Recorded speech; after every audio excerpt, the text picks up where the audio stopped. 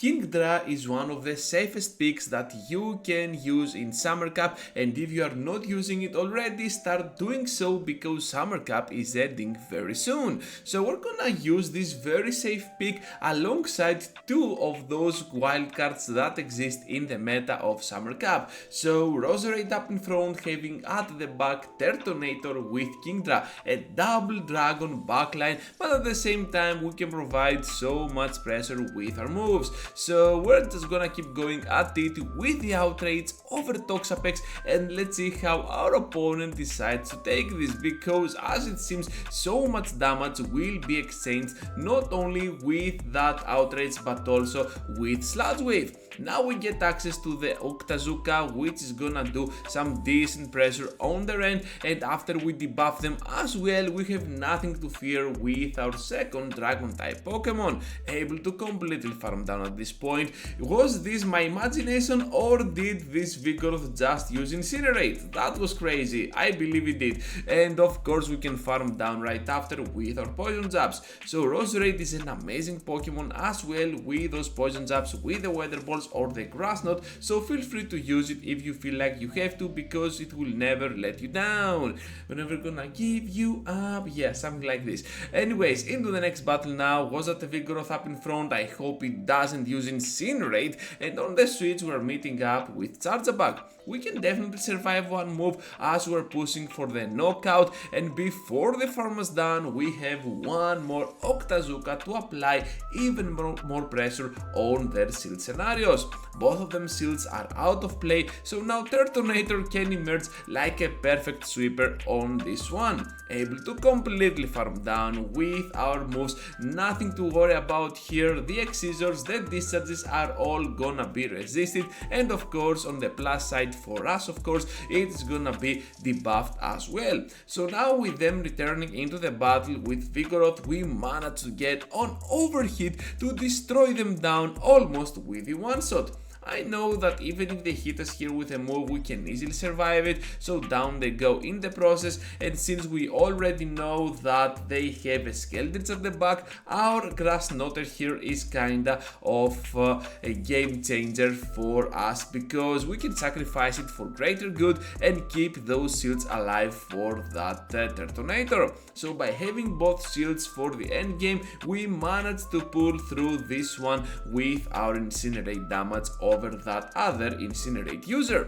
Into the next battle now with a very good lead against that Shiftry, and on the switch we're meeting up with the Skeledirge. I know that fairy moves are not gonna be around much, but my opponent decides to go for the Shadow Ball over here. I'm not sure if they were mistaken here, or if they do not even have the move, because as it seems it kinda works for them, but not before we finish them off. So as you saw there, Kingdra definitely survived that final Incinerate, being double resisted from our types, and of course we managed to do some even more pressure on their end, and especially on that Toxapex. So now with Brian being blocked, we're both even on shields, and what we want to do is to get as soon as we can on that Grass Knot to finish them off. Down goes that Pokemon. Now we're just gonna aggressively switch in there to our Turtonator, which we have kept hidden till the end game.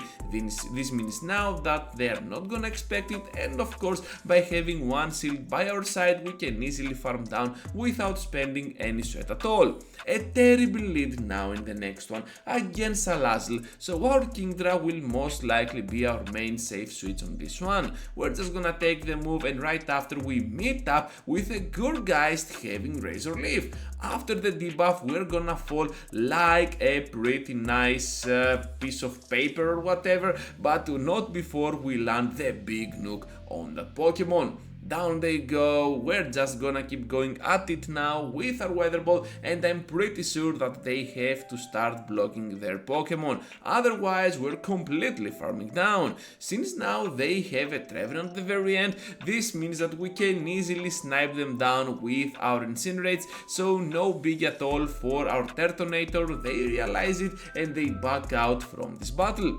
Shadow Poliwrath on the next one. This might be looking like a very good lead for us, but it is not that great because they can easily survive our Weather Balls, while Grass Knot is gonna take a while to charge up. However, not everyone is getting used to a matchup against Roserade, so we can always play on that element. So we managed to get that very early shield towards our advantage, and right after that we're just gonna switch out to Kingdra. Now that we both have one shield, I just want to get that final shield of their own out of play, and to do so I decide to sacrifice, unfortunately, my Kingdra. My Kingdra also doesn't have the best IVs ever, so that was kinda of my bad, and now we have access to Weather Ball, which is also not gonna be enough to destroy down the remaining HP that Cradily is having. Rock Slide will connect, so it all depends now on what might be lying at their third slot of their team. I know that Poliwrath is gonna be a tough one for us, and unfortunately for us they have a Magcargo. This is kinda fortunate because this Pokemon might be throwing some rock moves which we can survive or just block, but at the same time the Rock Tomb will eventually finish off our attack stat, and whatever we throw here can easily be taken by Poliwrath, and they also have the shield, so we're just gonna fall down into a very close battle. Roserade now against Venusaur. Let's see how this is gonna turn out for us, because this is gonna be looking like a solid one. We need only 5 of those fast attacks to get to Weather Ball, while they need 6 for a single Frenzy Plant, and of course they also need 6 for that Sludge Bomb. They always need 6 for Sludge Bomb, so we can definitely take advantage of it. And before they get to the second Incinerate, I decide to switch out to my Kingdra to farm up a little bit extra on my Roserade, and followed up getting the move on my Kingdra without spending any sweat at all, and we're just gonna finish off Talonflame as soon as we get to the Octazooka. I know that they need to get their hands on that Frenzy Plant. This is how safe Kingdra can be, even against your worst opponent. This Pokemon doesn't care at all. Just gonna farm down completely the remaining HP that this Venusaur is having, and now we got access to Overheat to obliterate down all that HP bar of that Vigoroth, and a few poison jabs later we get another huge victory. We grab a positive lead on the next one with a Chestnut, and on the switch we are meeting up once again against an Incinerator. So you know what, we're just gonna take the move. Whatever that is, we can survive it, unless it is a Solar Beam. No Solar Beam, just a Blast Burn. I don't know why they did it, but still it is what it is. So here comes now, was that a Togedemaru? So let's push it to their limits with that Octazooka, and we managed to apply the debuff as well.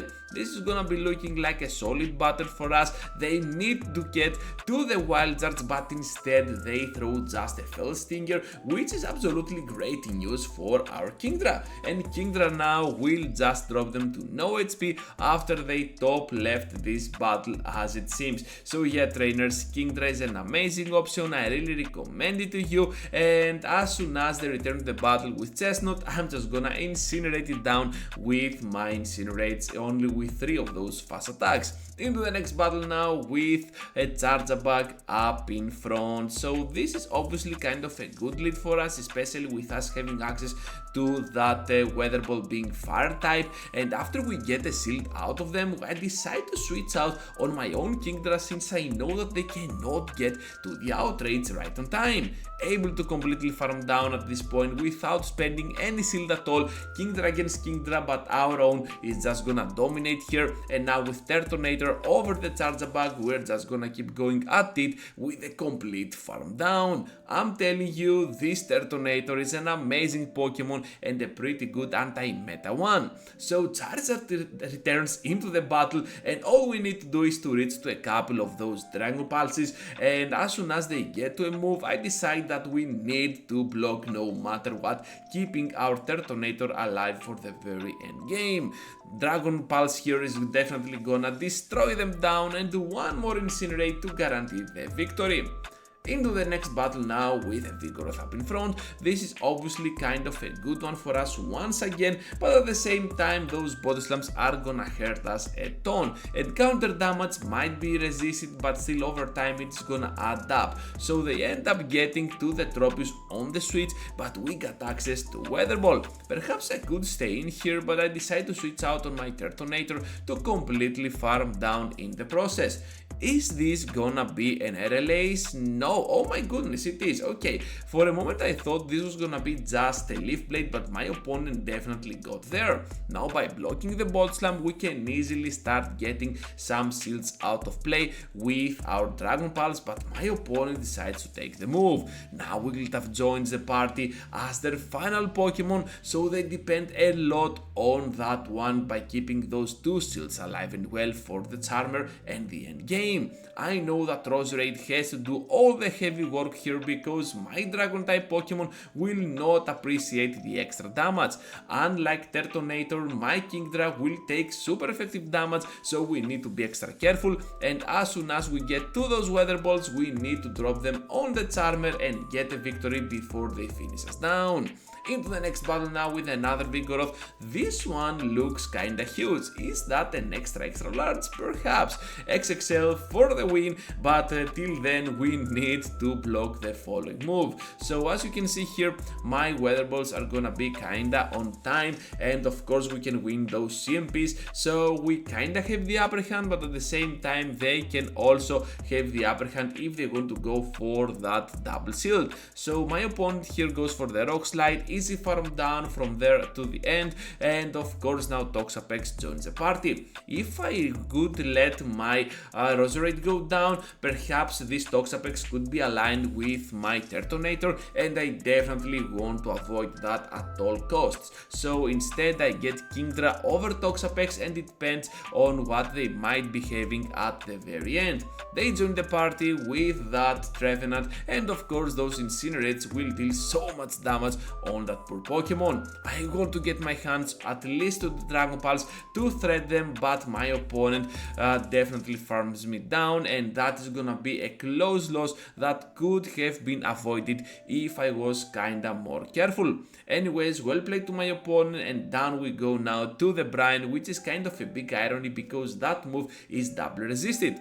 Into the next battle now with a Rapidash up in front. This is another spicy Pokemon which at the same time can destroy down my Roserade by completely farming down. I also know that that Pokemon carries the move Drill Run, which can be kind of a game changer for my fire type up at the back. So Outrage now will connect on the Cradily. My opponent definitely was not expecting this, and if you decide to play Kingdra, just go for the Nuke all the time. Your opponents will just let the move go, thinking that it might be just that Octazooka. And speaking of nukes going unshielded, look at that, absolutely wonderful news for us, and after they undercharge their surf, they farm up a little bit extra. Doesn't matter, the battle is definitely not over yet, since we can reach to a couple of Weather Balls to start getting some shields out of play, and having the shield advantage means that we can easily farm down here with our Turtonator, even though they can reach to two of those drill runs. So I'm just gonna block the moves, and instead I'm just gonna go for the full Incinerate mode. Down goes Rapidash, and we're already there on the Dragon Pulse. All we need to do is to get our hands on the double move, and as soon as we can survive that Shadow Ball, we can still reach to the Nuke to guarantee the victory against a very skillful trainer. Into the next battle now everyone, and let's see what this trainer has to offer with that Shadow Cradily. Cradily? I just call it Crazily because it is looking kinda crazy, and I really like the design of this Pokemon. So Crazily here will just go for the move. I decide to respect the move, especially the Rock Slide, because this is a Shadow one, and on the switch we're meeting up with a Confusion user. This one carries the move Psychic, which means that we need to respect protect it and of course block in the process. Right after, we might be on the optimal spot at completely farming down, but I'm getting super low, so I decide to throw at least the Octazooka just in case they want to go for that early serve. So with that Pidgeot now joining the party, I guess that my Octazooka is my main weapon here, and down we go to those wing attacks. The battle is definitely not over yet. Turtonator has to join the battle, and of course by surviving one move we can easily farm down. However, they end up going for the Brave Bird, so much damage on our end. All we need to do here to survive is to go ahead and completely farm down with Turtonator, but they still have 2 shields remaining. But look at that, oh my goodness! Too many buts that I have just said, and that is a very weird saying, but oh my goodness, we just survived. I totally forgot about that. Turtonator for the win. Woo! Yay! Into the next battle now with that Quagsire up in front. Obviously, this is gonna be looking pretty good offensively, especially with our typings, but guess again, because they might be a Mud Boy weak to grass, but to get to the grass move, we need a little bit of extra pressure. And of course, Poison Jab is not that great to get you there. Bullet Seed is another story, but Poison Jab not so much. Anyways, we still guarantee the knockout after we bait, and since they have the Siege Y, we can easily get our hands on those Dragon Pulses over that Poliwrath. Poliwrath will take the move, and now Kingdra can easily merge as the perfect sweeper for their team. Icy Wind will not do much here, just gonna debuff my Pokemon, but to be fair, Kingdra doesn't care, and this safe pick will guarantee for us another huge victory. That is gonna be all for today, trainers, but before you go, leave a huge like, subscribe to my content, and I hope to see you all into the next one.